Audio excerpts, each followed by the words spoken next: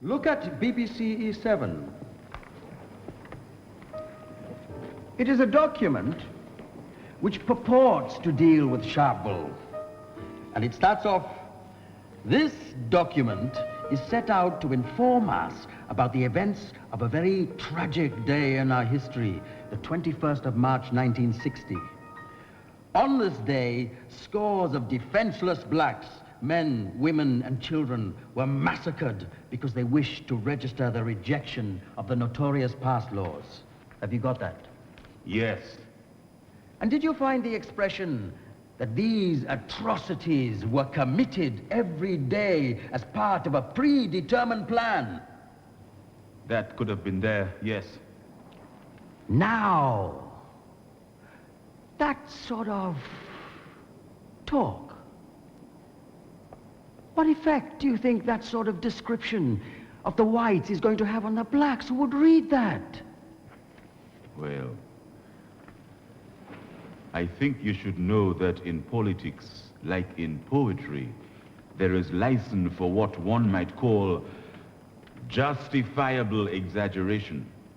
This is a bit of political license. I think that you, personally, have a particularly fine command of English. Now, that type of sentiment,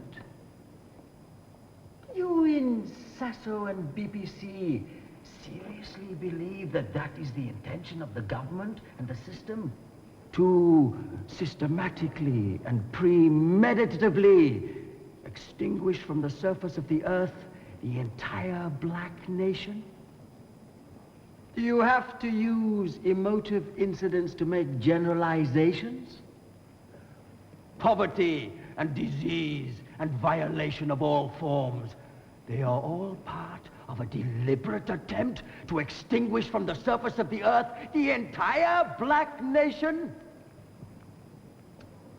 It would seem that the greatest waste of time in South Africa is to try to find logic in why the white government does certain things.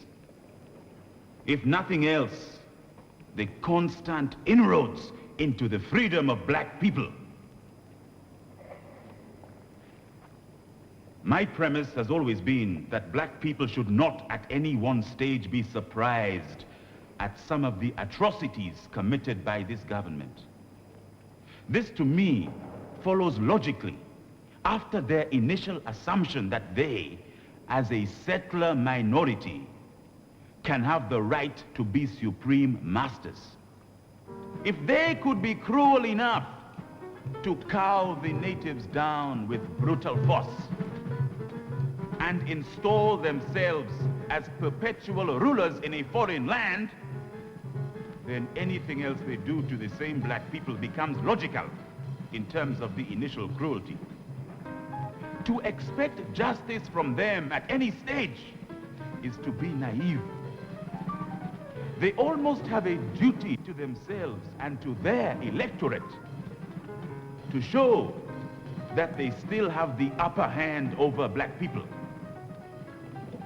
There is only one way to show that upper hand: by ruthlessly breaking down the back of resistance among black people, however petty that resistance is. Aimé Césaire once said, "When I turn on my radio, when I hear that Negroes have been lynched in America, I say that we have been lied to. Hitler is not dead." Yeah, man. Yeah. When I turn on my radio, when I hear in Africa forced labor has been inaugurated and legislated, I say we certainly have been lied to. Hitler is not dead. Perhaps one need add only the following to make the picture complete. When I turn on my radio, when I hear that someone in the Pondoland forest was beaten and tortured, I say that we have been lied to. Hitler is not dead. When I turn on my radio, when I hear that someone in jail slipped on a piece of soap, fell and died, I say that certainly we have been lied to. Hitler is not dead. He is likely to be found in Pretoria. clearly, black people cannot respect white people, at least not in this country. There is such an obvious aura of immorality and naked cruelty in all that is done in the name of white people that no black man, no matter how intimidated, can ever be made to respect white society. Amandla! Amandla!